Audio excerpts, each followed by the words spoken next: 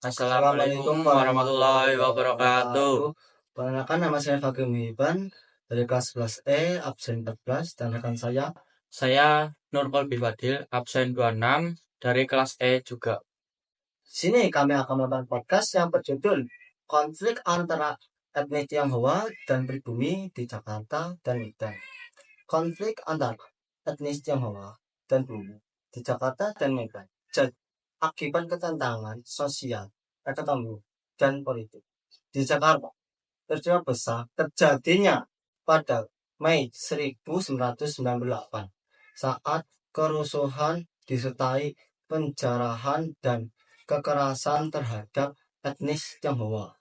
Menyusul krisis ekonomi dan jatuhnya Orde Baru di Medan, konflik ini juga diakar pada ketimbangan ekonomi dan kecemburuan sosial di mana dominan dengan sektor ekonomi.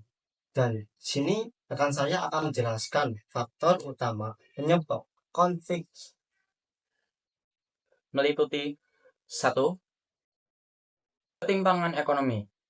Etnis Tionghoa kerap dianggap menguasai perekonomian. 2. Diskriminasi struktural. Kebijakan negara sebelumnya meminggirkan etnis Tionghoa dalam politik dan sosial. 3. Stigma sosial. Muncul stereotip negatif yang memperparah kesenjangan antar kelompok. Dampak konflik ini termasuk rusaknya hubungan sosial, kekerasan fisik, kerugian ekonomi, dan trauma yang berkepanjangan di masyarakat. Oke, saya ini ada pertanyaan buat Mas Fadil. Apa itu penyebab utama konflik antara etnis dan Tionghoa dan dengan pribumi di Jakarta dan Medan? Konflik ini disebabkan oleh ketimpangan ekonomi, diskriminasi struktural, dan stigma sosial yang memicu ketegangan antar kelompok masyarakat. Oke. Dan pertanyaan kedua, apa yang terjadi di Jakarta pada 1998 terkait dengan konflik ini?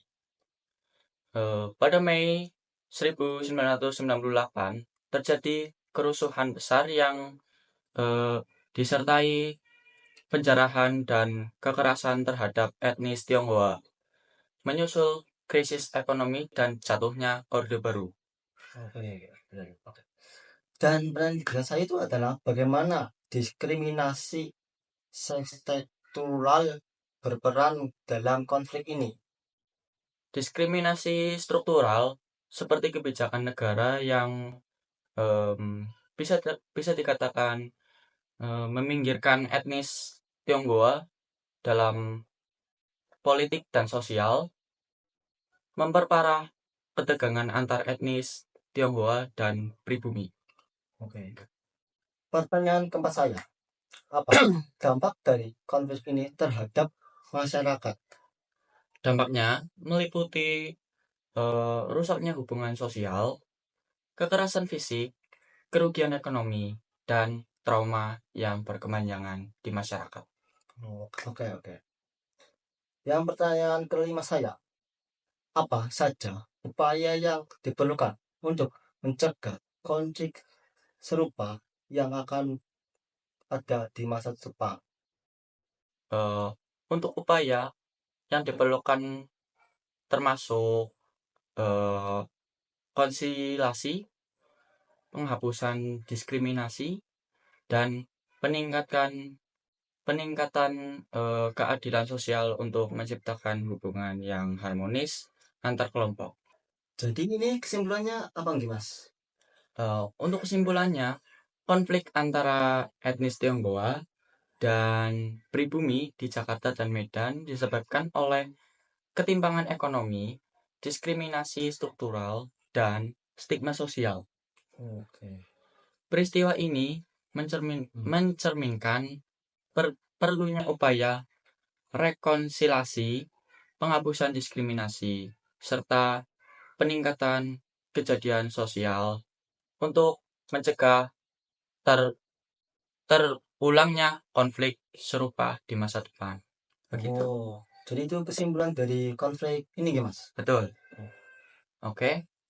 Saya kira segini dulu video dari saya. Kami. Ya. Kami mengucapkan Assalamualaikum warahmatullahi wabarakatuh. Selamat menonton.